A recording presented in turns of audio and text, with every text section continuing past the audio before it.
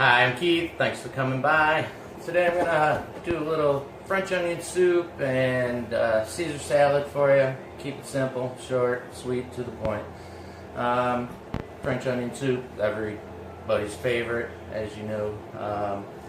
Got a good friend out there requested this, so I'm gonna go ahead and do this one for you today.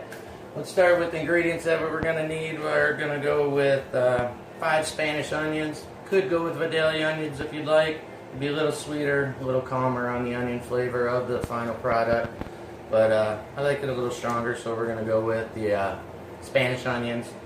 And we're going to need beef broth, bouillon, however you choose to make your bouillon, doesn't matter. We're going to have a cup of cola in the recipe. Aromatics, I prefer to use just a little rosemary with mine, and just basic garlic powder, onion powder, and some butter, and that's what we're going to need for that. And then we'll go on, once we get our onions sauteing, then we'll jump ahead and we'll make some fresh croutons for our Caesar salad that we're going to do, and just a little soup and salad for you today. So let me get my hands washed and we'll be ready to go.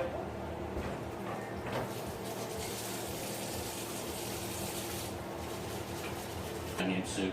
That's the one nobody will know what that seasoning is, and we'll take it to the next level.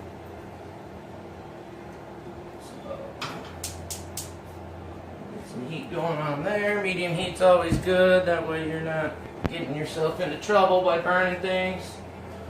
And basically I broke down 4 onions. I'm going to use 5. I'll peel the 5th one. So we're going to start with that. We'll get those going. Slice the onion, very simple. Don't cut all the way through it. Roll it, tear it, pitch it, peel it. No big deal. And go. Salt's going to draw moisture out of the onions.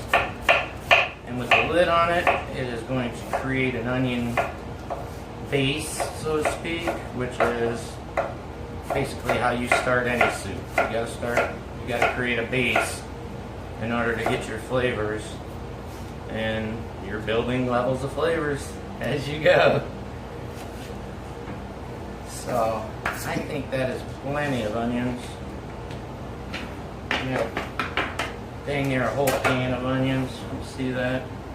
We got butter in there. Clean up our mess a little. I'm gonna get them on the fire. Alright, hit them with just a tiny bit of canola oil, just probably a teaspoon. I'm gonna get that hot. I usually start with the high heat, and then I'll break it down from there. But high heat to get everything up to temperature and cooking, and then turn it down and let it do its thing so you're not burning stuff once again. Okay, so that's going. Basically, like I said, all we're going to do is add some bouillon to that. Well, we're going to add a little bit of liqueur to that early once they're done and sauteed down, and then we'll add a little bit of flour. We'll add our 1.5 tablespoons of flour, and then we'll toast that flour. Then we'll add our liqueur, and then we'll start adding in our stock. But right now we're going to clean this off a touch. And I'm going to go ahead and start these croutons for you. All I got is some French bread sliced already here. All we're going to do is cube it up. Anyway, even very easy.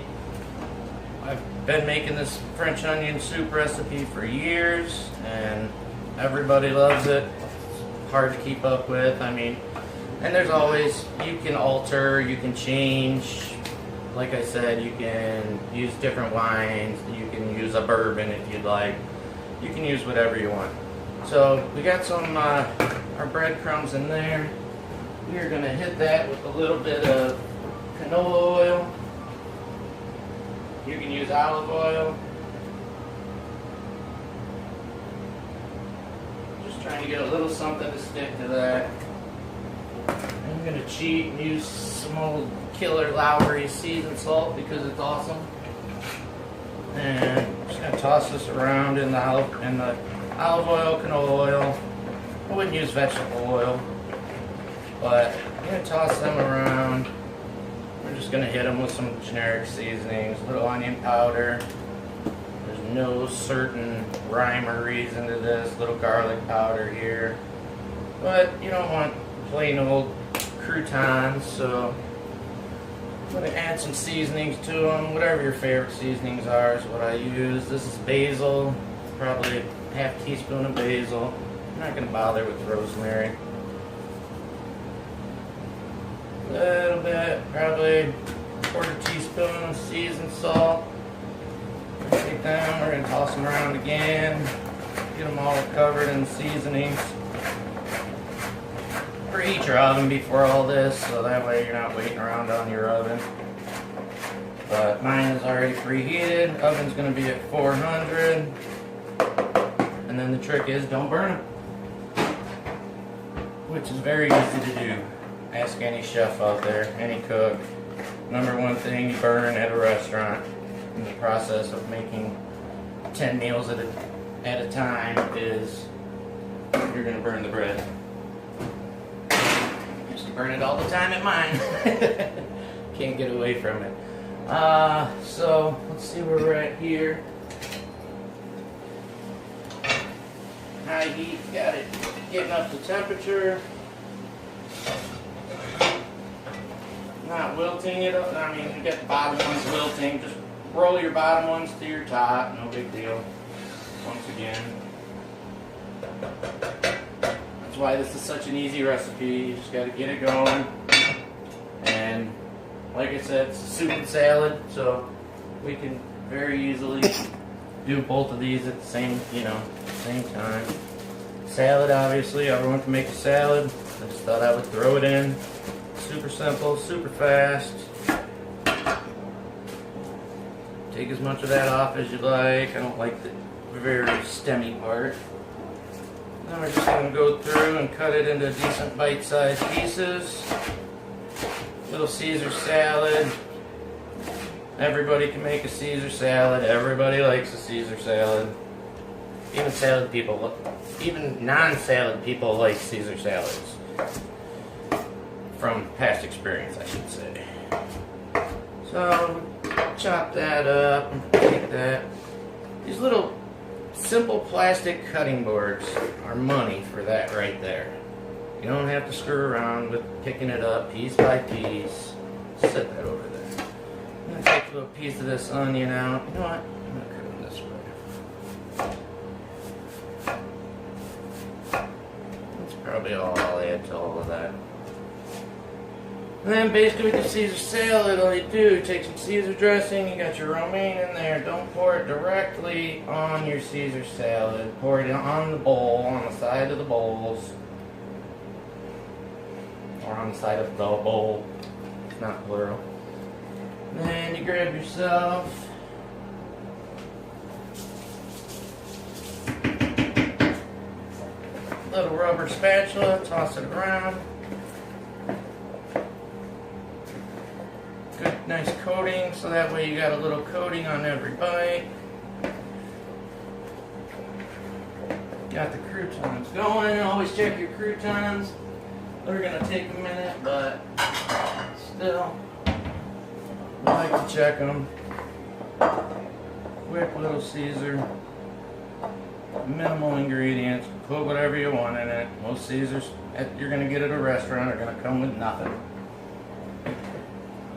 But like I said, I like to put a couple ringlets of onion on mine, just for something of flavor. And then we'll hit that with get that out of our way. Throw this away. Could have just added that to the rest of the onions, but should have not. So we're back to the onions. You're cooking away. This is the process that takes the longest. Everything in cooking is a process. You gotta wait. You gotta do it in the proper stages. That's where everybody struggles and gets ahead of themselves or gets into trouble because they can't follow directions. I'm one of them people. For some reason I can do this. Alright, so now they're wilting down. We're going to knock out some garlic cloves real fast.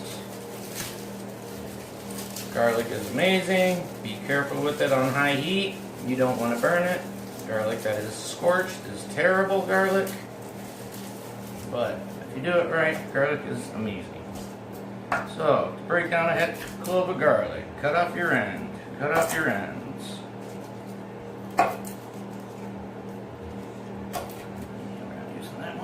Throw that away. All it needs is a little whack. Make sure you don't put the blade ends down so you don't cut yourself.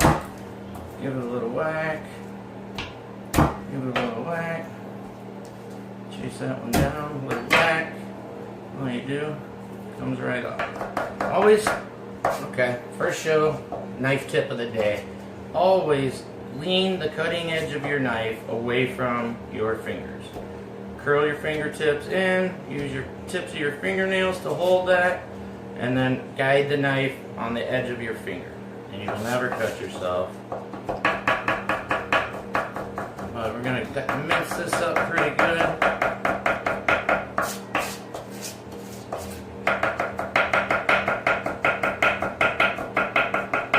Just use your fingers to keep pushing it under there. Obviously do it on the stroke up of the knife. So you're not pushing it under there when your fingers are under there.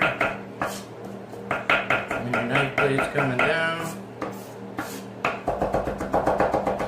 And you can switch your chopping style to get it super minced. It will be strong.